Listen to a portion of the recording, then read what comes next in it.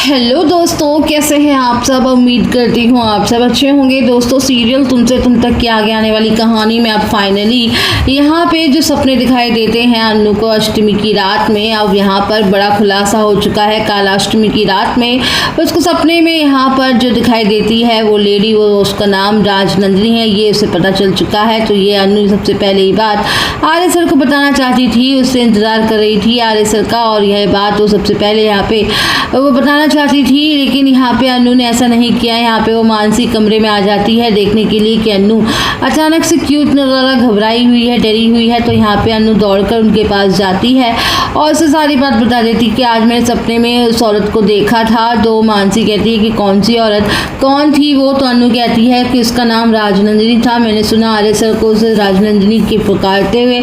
और ये बात जानने के बाद मानसी बहुत खुश हो जाती है, कहती है कि अच्छा, तो राजनंदिनी तुम्हारे सपने में आने लग गई है। तो मानसी सोचती है कि इस बात का तो फ़ायदा उठाना चाहिए मुझे। तो वो कहती है कि मैंने तुम्हें पहले ही कहा था ना कि राजनंदिनी ब्रदर इन लॉ से बहुत प्यार करती थी। तुम्हें पता नहीं है कि वो कितना प्यार करती थी, इसलिए उन्हें लगता है वो अब मर चुकी है तो अब वो तुम्हारे पीछे पड़ गई है। वो अपने जिससे प्यार करती थी वो ब्रदर इन लॉ से वो नहीं देख पा रही है तुम्हें उसके साथ, इसलिए वो तुम्हें परेशान कर रही है।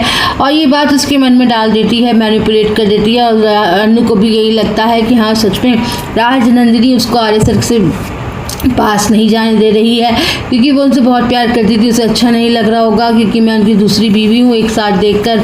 तो इसे सोचने के बाद अन्नू भी घबरा जाती है। उसे ऐसा लगता है कि मानसी दीदी सही कह रही हैं, ये मुझे एक काम करूँगी, मैं जाऊँगी, आराम करती हूँ, कुछ भी हो जाएगा। हम लोग ना यहाँ पे अन्नू को भेज देते हैं यहाँ पे। उसके बाद यहाँ पे आप देखेंगे कि मीरा आती है यहाँ पे। मानसी उसे गुड न्यूज़ देती है, यह कहती है कि तुम्हें पता है अन्नू के सपने में राजनंदिनी दिखाई देती है। उसने बताया उसे बहुत डर लगता है, उसे बुरे बुरे सपने जो आते थे ना वो और कोई नहीं राजनंदिनी है। तो मीरा कहती है तो बहुत अच्छी बात है, अगर उसे राजनंदिनी से डर लगता है, सपने में वो दिखाई देती है, तो हम लोग इसका फ़ायदा उठा सकते हैं और ऐसा कुछ करेंगे जिससे वो खुद न खुद यहाँ से भाग जाएगी और राजनंदिनी इसके पीछे पड़ गई। ऐसा करेंगे, उसको परेशान कर रही है। फिर अन्नू उसको अफसोस होगा कि इसने आर्य सर से शादी करके कितनी बड़ी गलती कर दी। राजनंदिनी प्यार करती थी और राजनंदिनी आर्य सर से बहुत प्यार करती थी। तो अन्नू को लगता है कि मैंने शादी क्यों कर ली, अब मैं इन दोनों के बीच में आ गई हूँ, इसलिए मुझे अभी इन दोनों को अकेला छोड़ देना चाहिए।